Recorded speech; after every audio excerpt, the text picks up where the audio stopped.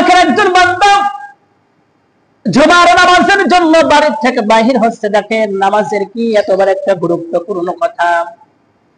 নামাজের জন্য বাড়ি থেকে রওনা করেছে। বাড়ি থেকে যখন সাজগোজ করে সে পরিপাটি হয়ে নামাজের জন্য জুমার নামাজের জন্য যাচ্ছে, বাড়ি থেকে বাহির হলেন, কে যেন খবর দিল, তোমার যে বাড়িতে একটা গাভী ছিল সেই গাভীর রশিদা ছিঁড়ে জঙ্গলের মধ্যে প্রবেশ করেছে, তোমার বউ তো যাইতে পারতেছে না, ওই জঙ্গলের মধ্যে বাঘ ভাল্লুক রয়েছে, তোমার গাভীকে খেয়ে ফেলবে।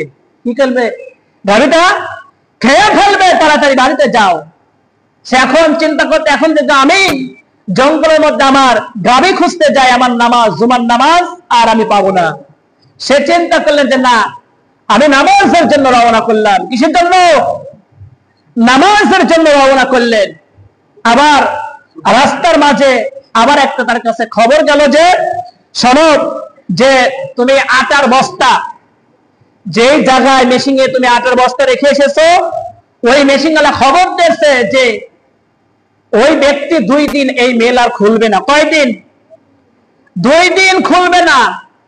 ওই ব্যক্তি তাড়াতাড়ি যায় আপনি ওই আটার বস্তা নিয়ে আসেন। সে মনে মনে চিন্তা করতেছেন যে আমার বাড়িতে তো 2 দিন কোনো খাবারও তো নাই, এই আটা যদি না আনি তাহলে আমার তো খাবার, আমরা 2 দিন বন্ধ থাকবো। সে পিছন থেকে ফেরত না আসি মসজিদের দিকে রওনা করেছেন। কোন দিকে? মসজিদের দিকে। কয়টা বাধা পাইছে? 2টা বাজা।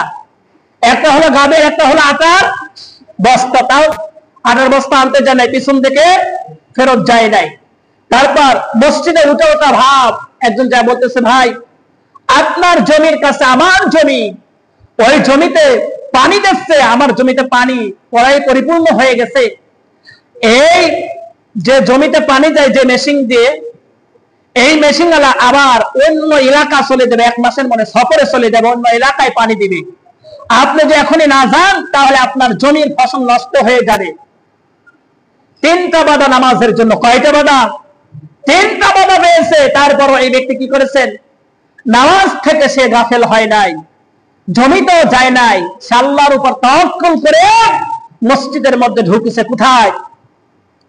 মসজিদের মধ্যে ঢুকেছে। মসজিদে ঢোকার পর তার ইবাদত, সে ইবাদত করতেছে, মসজিদের ইমামের বয়ান শুনতেছে, খুতবা শুনতেছে, নামাজ পড়ে শেষ মোনাজাত করে বাড়িতে যায়। ওই ব্যক্তি দেখে যে তার স্ত্রী বাড়িতে আটা মানে রুটি বানাচ্ছে, আটা দিয়ে। কি বানাচ্ছে?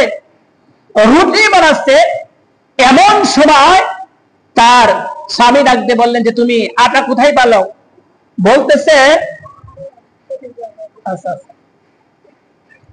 আটা আটা দিয়ে রুটি বানাচ্ছে। এমন সময় তার স্বামী বলে কোথায় পালা? বললো যে পাশের বাড়ির এক ভাই আমাদের আটা আনিয়ে দিয়েছে। কি কর?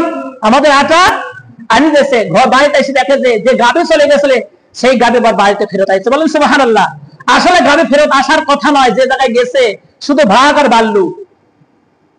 নামাজ সে ইহতিমামের সাথে সে নামাজ দায়ী করেছে, নামাজকে সে গুরুত্বপূর্ণ করেছে, আল্লাহর কাছে দোয়া করেছে।